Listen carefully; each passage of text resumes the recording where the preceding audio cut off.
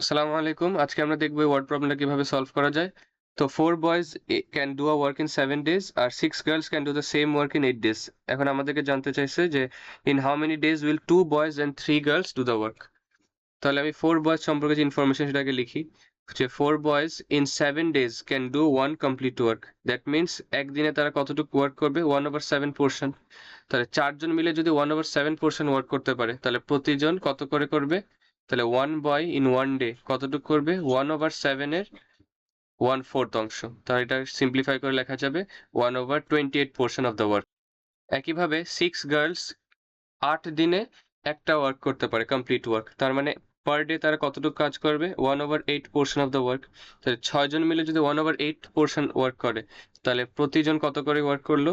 1 girl in 1 day can do 1/8 এর 1/6 অংশ, যেটা সিম্পলিফাই করে লেখা যাবে 1/48 পোর্শন অফ দ্য ওয়ার্ক। এবার কোয়েশ্চেনে চাইছে যে 2 বয়েজ এন্ড 3 গার্লস এর ইনফরমেশন।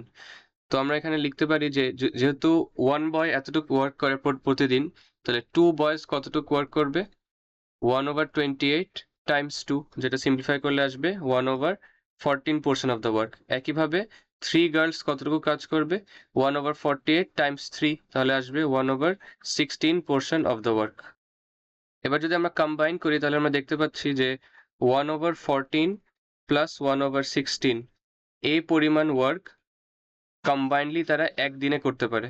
তাহলে আমি যদি জানতে চাই যে 1 হোল ওয়ার্ক তারা কত দিনে করতে পারবে, সেটা হবে 1 ডিভাইডেড বাই 1/14 প্লাস 1/16, এত ডেজে তারা করতে পারবে, যেটা সিম্পলিফাই করলে আসবে 7 হোল 7/15 ডেজ।